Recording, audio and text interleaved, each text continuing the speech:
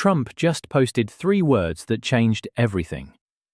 There will be no deal with Iran, except unconditional surrender. Day 7. And it just became the most consequential week in Middle East history. In a CNN interview Friday, Trump said Iran's leadership has been, quote, neutered. He said he's looking for new Iranian leadership that will simply treat the United States and Israel well, and he doesn't care if it's a democracy or a religious government. He said he's already, quote, figured out the Strait of Hormuz. Gas prices are up 34 cents a gallon since Saturday.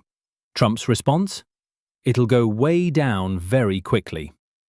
And, in a move that tells you everything, Trump sat down at the White House today with defense contractors to discuss ramping up American weapons production.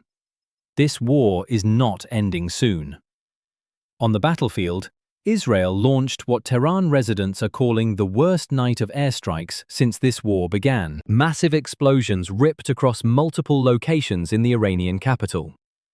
Israel released aerial footage showing the complete destruction of Khamenei's secret emergency bunker, buried beneath the regime's headquarters in central Tehran. The bunker was meant to be his escape. He never made it. The IDF has now struck over 500 locations since day 1. It also hit the IRGC Air Force Command Center in Beirut. Iran responded by launching another fresh wave of drones at US bases in Kuwait. Now, the story that changes the entire picture of this war. Russia is secretly feeding Iran real-time intelligence about the locations of American troops, ships, and aircraft. Moscow is sharing satellite imagery from its overhead constellation directly with Tehran. One US intelligence source said bluntly, "This shows Russia still likes Iran very much." Russia is not just watching this war, it is actively helping one side fight it. Iraq has now become a secret second front in this war.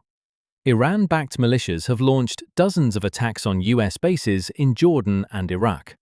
Iran also struck the CIA-backed Kurdish militia base in northern Iraq, targeting the very fighters the US is arming to foment a rebellion inside Iran.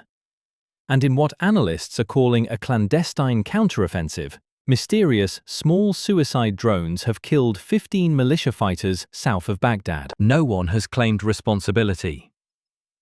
2 former Israeli intelligence officials told The Guardian it's credible those drones came from Israel or the US. Oil just broke $91 a barrel, highest since 2023, up 36% in one single week. The biggest weekly gain since records began in 1983. 2 of the world's largest shipping companies have stopped accepting cargo bound for the Persian Gulf entirely. A former energy advisor to President Bush warned, "Unless tankers start moving through the Strait of Hormuz, we will blow through $100 and keep going until we hit a recession." And the US administration confirmed there is currently, quote, no specific timeline for reopening the strait. The human numbers now are staggering. 1,332 people have been killed in Iran. 2 more schools were struck by missiles southwest of Tehran, days after a girls' elementary school was bombed on day 1. In Lebanon, close to 500,000 people are now displaced. The UN's Norwegian Refugee Council says 500,000 is likely closer to the real figure, with only 109,000 in official shelters. The rest? Sleeping in cars, on streets, in parks. The UN Secretary-General, Antonio Guterres, said Friday, quote, "The stakes could not be higher." And Germany warned that if Iran collapses, Europe will face consequences on security, energy, and migration for years. Subscribe now. Day 8 drops tomorrow, and this is moving faster than any channel can keep up with. I'll see you then.